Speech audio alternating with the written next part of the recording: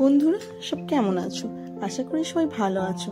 তো এই খাবারটি তোমরা পরিচিত কিনা জানি না। এই খাবারটি আমি যখন ছোট ছিলাম মা খুব বানিয়ে খাওয়াতো আমাদেরকে। ছুটির দিন হলেই মা সকালবেলা ব্রেকফাস্টে এই খাবারটি বানাতো। এমন কিছু জিনিস লাগে না, দুধ ঘরে তো দুধ থাকতো, আর আটা তো সবার ঘরেই থাকে, তো সেটা দিয়েই মা বানাতো। দুধটা ভালো করে ফুটিয়ে ঘন করে নিত, আটাটা ভালো করে মেখে লেচি কাটিয়ে নিত। মা তো তখন লুচির মতো করে বেলে বেলে এগুলো বানাতো।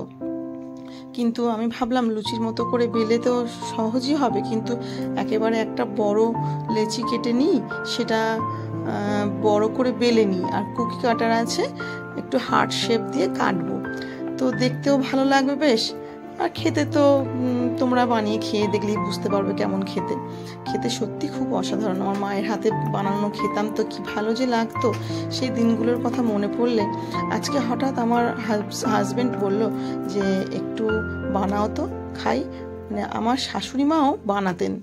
যাই হোক, তোমরা দেখো বানাচ্ছি, খুবই সহজ, খুবই তাড়াতাড়ি বানানো হয় খাবারটা, আর খেতেও খুব সুস্বাদু হয়। আগে গ্রাম বাংলার সব এইসব টুকিটাকি রান্না আমার ঠাকুমা করতো। এটা দুধ দিয়ে যেমন বানাচ্ছি, আমার ঠাকুমার ডালের মধ্যে এরকম লেচি কেটে লুচির মতো বেলে দিত, সেটাও খেতে খুব সুস্বাদু হতো। তো যাই হোক, আমি তো কাটছি, কাটার পরে যে কি সুন্দর দেখতে হয়েছে কি বলবো। লুচির মতো দিলে একটা কমন ব্যাপার থেকে যায়, তাই না? আর এইভাবে কেটেছি কুকি কাটা দিয়ে। দেখো বন্ধুরা কি সুন্দরটাই না লাগছে। তো দেখতে তো খেতে তো সুন্দর হবে, দেখতেও একটু ভালো হতে হবে, তাই না? আর আমার মেয়েরা মিষ্টি জাতীয় জিনিস খুব একটা পছন্দ করে না। তো আমার হাজবেন্ড বলল আমি খাবো, কিন্তু আমার জন্য বানিয়ে অবশ্যই। তো বানিয়ে ফেললাম, অল্প করেই বানালাম সেই কারণে।